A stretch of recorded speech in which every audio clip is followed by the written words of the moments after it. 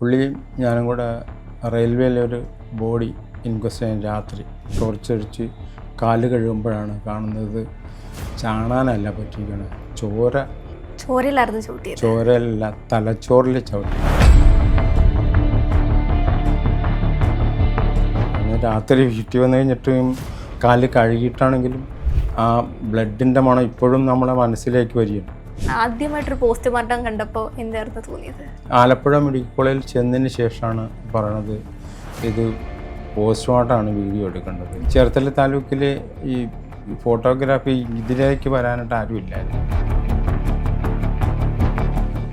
എല്ലാവർക്കും നമസ്കാരം. ഇന്ന് നമ്മളോടൊപ്പം ഉള്ളത് ആലപ്പുഴ ജില്ലയിലെ ഇൻക്വസ്റ്റിക് ഫോട്ടോഗ്രാഫറും അതേപോലെ തന്നെ പോസ്റ്റ്മോർട്ടം വീഡിയോഗ്രാഫറും ആയിട്ടുള്ള കെ നടേശനാണ്.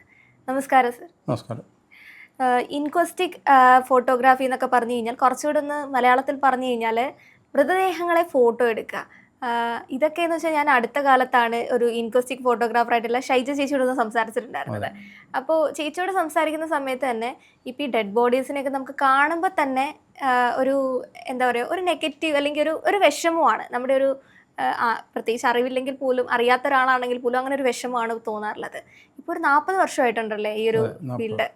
അപ്പോൾ അതിൻ്റെ ഈ ഡെഡ് ബോഡിയുടെ ഫോട്ടോ എടുക്കുന്നതിനപ്പുറത്തേക്കും പോസ്റ്റ്മോർട്ടം വീഡിയോഗ്രാഫി എന്ന് പറയുമ്പോഴാണ് ഈ 40 വർഷമായിട്ട് ഒരുപാട് എക്സ്പീരിയൻസ് ഉണ്ടാവില്ലേ ഇതിൻ്റെ ഒരു തുടക്ക സമയത്തേക്ക്? എന്ന് വെച്ചാൽ ആദ്യ സമയം നമ്മൾ ആദ്യമായിട്ട് ഇത് ചെയ്യുന്ന അല്ലെങ്കിൽ ആദ്യമായിട്ട് ഈ കരിയറിലേക്ക് കടക്കുന്ന സമയത്തും പിന്നീട് ഓരോ വർഷങ്ങളായിട്ട് 40 വർഷം എത്തി നിൽക്കുമ്പോഴുള്ള ഒരു അനുഭവം എന്താണ് ശരിക്കും? അനുഭവം എന്ന് പറഞ്ഞാൽ ആദ്യകാലത്ത് നമുക്ക് ഉള്ളിൽ പേടിയുണ്ടായിരുന്നു, പല ഇതിൽ ഭയപ്പെട്ടിട്ടുണ്ട്. അത് പിന്നെ ഓട്ടോമാറ്റിക്കലി ഇങ്ങനെ വേറെ ചേർത്തല താലൂക്കിൽ ഈ ഫോട്ടോഗ്രാഫി ഇതിലേക്ക് വരാനായിട്ട് ആരുമില്ലായിരുന്നു. പോലീസുകാർ നമ്മൾ കണ്ടെത്തിയത് അങ്ങനൊരു ഇതുകൂടെ ഉണ്ട്. കാര്യം ഞാൻ ചേർത്തലയിരുന്ന ഫസ്റ്റിൽ SI മധുബാബു എന്ന് പറയുന്നത്, പുള്ളി ഇപ്പോൾ ആലപ്പുഴ DSP. പുള്ളിയും ഞാനും കൂടെ റെയിൽവേയിലെ ഒരു ബോഡി ഇൻക്വസ്റ്റ് ചെയ്യാൻ രാത്രി ഇപ്പോൾ എൻ്റെ മനസ്സിൽ നിന്ന് ഇപ്പോഴും പോകാത്തൊരു സംഭവം. അപ്പോൾ സാറ് ഒരു രാത്രി 12 മണിക്ക് ശേഷം സാറ് ടോർച്ച് അടിച്ചിട്ട് മുമ്പേ പോയി, ഞാൻ പുറകെ പോയി കഴിഞ്ഞപ്പോൾ എന്നെ അമ്മൂസ എന്നാണ് വിളിക്കുന്നത്. പെട്ടെന്ന് അമ്മൂസ വന്നു കഴിഞ്ഞപ്പോൾ ഞാൻ പറഞ്ഞു, സാറേ കാലിൽ ചാണാൻ പറ്റി. അപ്പോൾ ഉടനെ സാറ് പറഞ്ഞ് ടോർച്ചടിച്ച് ഇങ്ങോട്ട് ഇവിടെ ഒരു പൈപ്പുണ്ട്, അങ്ങോട്ട് പോവാം, ഇവിടെ കാല് കഴുകാന്ന്. അന്ന് ഈ റബ്ബറിൻ്റെ ചപ്പല ഇന്നത്തെ പോലെ. അപ്പോൾ അവിടെ വന്ന് പൈപ്പിൽ വന്നിട്ട് ടോർച്ചടിച്ച് കാല് കഴുകുമ്പോഴാണ് കാണുന്നത് ചാണാനല്ല പറ്റിയിരിക്കണേ, ചോര വേണ്ട. ഞാൻ ഇപ്പോഴും എൻ്റെ മനസ്സിൽ നിന്ന് ആ ഭയം ഇപ്പോഴും മാറിയിട്ടില്ല. ചോരയിലായിരുന്നു ചവിട്ടിയത്? ചോരയല്ല, തലച്ചോറിൽ ചവിട്ടിയത്. തലച്ചോറിലായിരുന്നു ചവിട്ടിയത്. ബോഡി തട്ടിയിട്ട് അതിൻ്റെ ട്രാക്കിൻ്റെ സൈഡിൽ കിടക്കുകയല്ലേ. അപ്പോൾ രാത്രി ആയതുകൊണ്ട് ഈ ചവിട്ടിയതുപോലെ നമുക്ക് തോന്നി. തിരിച്ചു വന്ന് ആ സ്പോട്ടിൽ ചെന്ന് നോക്കിയപ്പോഴാണ് തലച്ചോറിൻ്റെ ഭാഗത്താണ് നമ്മുടെ കാല് ചവിട്ടി. അതാണ് ഫസ്റ്റ് നമുക്ക് ഉള്ളാലെ പേടി ഉണ്ടായത്. അന്ന് രാത്രി വീട്ടിൽ വന്നു കഴിഞ്ഞിട്ടും കാല് കഴുകിയിട്ടാണെങ്കിലും ആ ബ്ലഡിൻ്റെ മണം ഇപ്പോഴും നമ്മളെ മനസ്സിലേക്ക് വരികയാണ്. ഭക്ഷണവും കഴിക്കാൻ പറ്റാതെ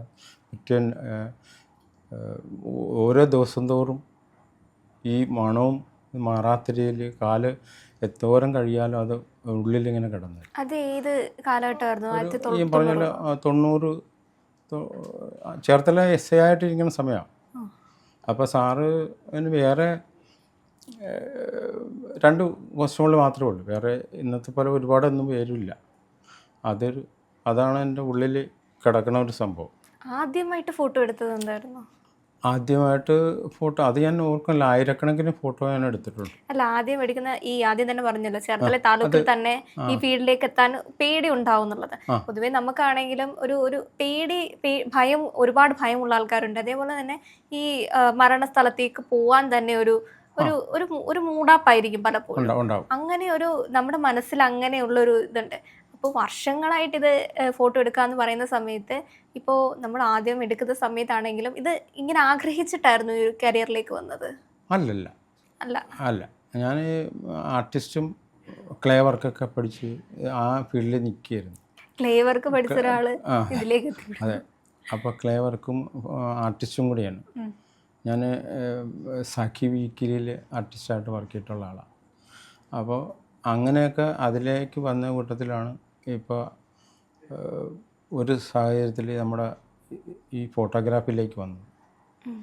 ഈ പഠിച്ച സ്ഥാപനത്തിൽ മാഷ് മരിക്കുകയാണ്. മരിച്ചു പോയപ്പോൾ അവിടെ പിന്നെ നോക്കാനായിട്ട് ആരുമില്ല, അതുകൊണ്ട് അങ്ങനെ ഫോട്ടോഗ്രാഫിയിൽ വന്നു. ക്ലേ വർക്ക് പഠിക്കാനായിട്ട് ചെന്ന സ്ഥലത്ത് ഫോട്ടോഗ്രാഫി അതെ, അങ്ങനെ ഫോട്ടോഗ്രാഫിയിലേക്ക് പിന്നെ അങ്ങനെയാണ് എന്നുവെച്ചാൽ ഈ ക്ലേ വർക്ക് സാറ് ഈ പറഞ്ഞ ആർട്ടിസ്റ്റ് ബാലൻ എന്ന് പറഞ്ഞ സ്റ്റുഡിയോ നടത്തുന്ന സാറ് ഈ പ്ലാസ്റ്റർ ഓഫ് പാരീസ് കൊണ്ട് പ്രതിമയൊക്കെ ഉണ്ടാക്കുന്ന അറിയപ്പെടുന്ന ഇതാണ്. അപ്പോൾ അത് പഠിക്കാനായിട്ട് ചെന്ന് കഴിഞ്ഞപ്പോൾ ഈ നമ്മൾ ചെന്ന ആ കാലഘട്ടത്തിൽ സാറിന് സുഖമില്ലാതെ ആശുപത്രിയിലായി മരിച്ചുപോയി. അപ്പോൾ സ്റ്റുഡിയോ നടത്തിക്കൊണ്ടുപോകാനോ കൂട്ടത്തിൽ അവിടുത്തെ പണിക്കാരനോ ആരുമില്ലാതെ വന്നപ്പോൾ ആ കൂട്ടത്തിൽ സ്റ്റുഡിയോയിലേക്ക് കയറി. അങ്ങനെയാണ് ഫോട്ടോഗ്രാഫി പഠിക്കുന്ന സമയത്ത് ഇപ്പോൾ വെഡ്ഡിങ് ഫോട്ടോഗ്രാഫി ഉണ്ടാവും, വൈൽഡ് ഫോട്ടോഗ്രാഫി ഉണ്ടാവും, അങ്ങനെ ഫോട്ടോഗ്രാഫിയുടെ വിവിധ മേഖലകളിലേക്ക് ആൾക്കാർ പോകുന്ന കണ്ടിട്ടുണ്ട്. പക്ഷേ ഈ ഇൻക്വസ്റ്റിക് ഫോട്ടോഗ്രാഫി അല്ലെങ്കിൽ ഡെഡ് ബോഡികളെ ഫോട്ടോ എടുക്കുക, പോസ്റ്റ്മോർട്ടം വീഡിയോഗ്രാഫി ചെയ്യുക, അതിനൊക്കെ ഒരു മനഃശക്തി വേണ്ടേ? അതെ, തീർച്ചയായിട്ടും. ബാക്കിയുള്ളതിനെക്കാട്ടും, കാരണം മരിച്ച ആൾക്കാരുമായിട്ടായിരിക്കും നിങ്ങൾ കൂടുതലായിട്ടും കാണുന്നത്. ഇത്തരത്തിലുള്ള ഇപ്പോൾ ആ ഒരു അനുഭവം തന്നെ പറഞ്ഞില്ലേ, ഇപ്പം തലച്ചോറിൽ ചോട്ടിയതാണെങ്കിലോ ഇങ്ങനത്തെ അനുഭവങ്ങളിലേക്ക് നമുക്ക് പോവാൻ ഒരു മനഃശക്തി വേണ്ടേ? അതെ, തീർച്ചയായിട്ടും.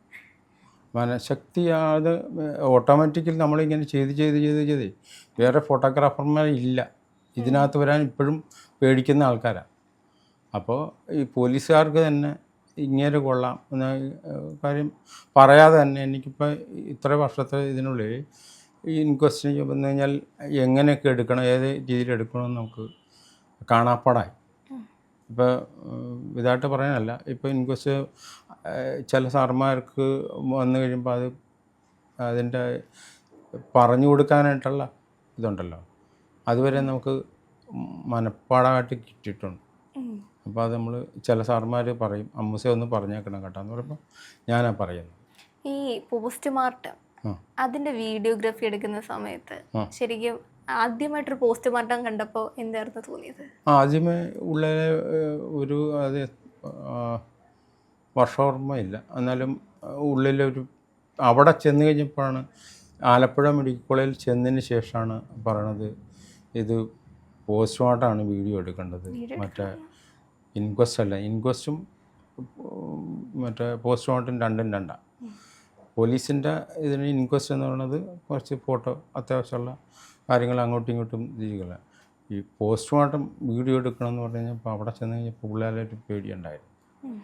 അപ്പോൾ കൂട്ടത്തിലുള്ള പോലീസുകാരെല്ലാം കൂടെ ഭയപ്പെടണമെന്ന് പറഞ്ഞാൽ തലക്കെട്ടൊക്കെ തട്ടി ഒരു പ്രത്യേക ഇതിലേക്ക് കൊണ്ടുവന്ന് എന്നെ കയറ്റുവിടാം. അപ്പോൾ 5 ഡോക്ടർമാരാണ് ഈ മോർച്ചറിയിലുള്ളത്.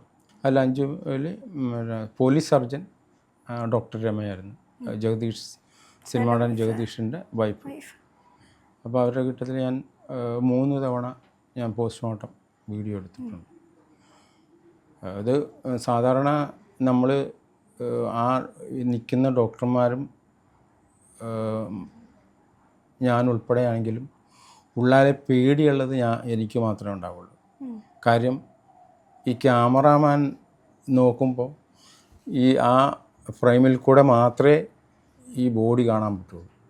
ബാക്കി ഇപ്പോൾ മാഡം ഇപ്പോൾ എന്നെ നോക്കുമ്പോൾ ഈ പ്രദേശം ഈ സൈഡിലുള്ള മൊത്തം കാണാൻ പറ്റും. ക്യാമറാമാനെ ആ ആംഗിളിൽ കൂടെ മാത്രമേ കാണാൻ പറ്റൂ. അപ്പോൾ ഉള്ളിൽ അതെ, അത് ഉള്ളാലെ ഇപ്പോഴും ആ ഒരു പറയുമ്പോൾ തന്നെ ഒരു ഭയം തോന്നിക്കുന്നില്ലേ?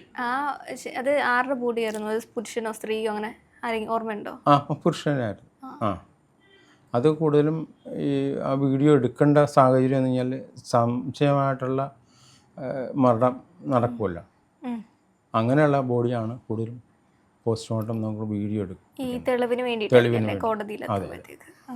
ഇപ്പോൾ നമ്മൾ അവസാനമായിട്ട് ഒരെണ്ണം ചെയ്തതെന്ന് പറഞ്ഞാൽ ജയിലിൽ നിന്ന് പരോളിൽ ഇറങ്ങിയ ഒരു പ്രതി പരോള് തീരുന്നതിൻ്റെ തലേദിവസം പുള്ളിയുടെ വീട്ടിൽ തൂങ്ങി മരിച്ചു. അപ്പോൾ അത് കേസിന് ഇത് വേണ്ടേ, അപ്പോൾ അതിന് വേണ്ടി അതും വീഡിയോ എടുത്തിട്ടുണ്ട്. അത് എങ്ങനെയാണ് സംഭവിച്ചതെന്ന് അറിയാൻ പറ്റില്ല. അത് വീഡിയോ എടുത്തിട്ടുണ്ട്. എന്തായിരുന്നു വീഡിയോ എടുത്ത സമയത്ത്? അത് വീഡിയോ അല്ല, വീഡിയോ നമ്മൾ ഇത് നമുക്ക് വ്യക്തമായിട്ടില്ല. അത് നമുക്ക് കോഴിയെ പൊളിക്കുന്ന പോലെയുള്ള ഇതാണ് നമ്മൾ ചെയ്യുന്നത്. ആദ്യമേ ഇവിടെ അത് പറയാമല്ല, ഇവിടെ നമ്മൾ ആദ്യമേ എടുക്കുന്നത് ബോഡി ആ സ്ട്രെച്ചറിൽ നിർത്തിയിട്ട് കിടത്തിയിട്ട് വെള്ളം ഇതിൽ കഴുകി തുടച്ച് ഇതായതിന് ശേഷം ഇവിടുന്ന് കീറി ഇങ്ങോട്ട് എടുത്തിട്ട് പൊളിച്ച് ആവശ്യമുള്ള സാധനമൊക്കെ എടുത്ത് അതൊക്കെ നമ്മൾ ടൈറ്റ് ചെയ്ത് എടുക്കുന്നത്. തലയുടെ അവിടെ പൊട്ടിച്ച് മറ്റേ ഇത് മാറ്റി ഇവിടുന്ന് പൊളിച്ച് ഇങ്ങോട്ട് മാറ്റി കണ്ണിൻ്റെ ഇതിങ്ങോട്ട് എടുക്കുമ്പോൾ അതിനകത്ത് ഇങ്ങനെ ഈ പ്ലാസ്റ്റിക്കിൻ്റെ ഇല ഇതുപോലെ ഇതാണ് വരുന്നത്. അത് കട്ട് ചെയ്ത് മാറ്റിയെടുക്കുന്നു. അതൊക്കെ നമ്മൾ വീഡിയോ എടുക്കുകയാണ്. അപ്പോൾ പിള്ളേരെ ഈ പറഞ്ഞ പോലെ പേടിയുണ്ടാവും.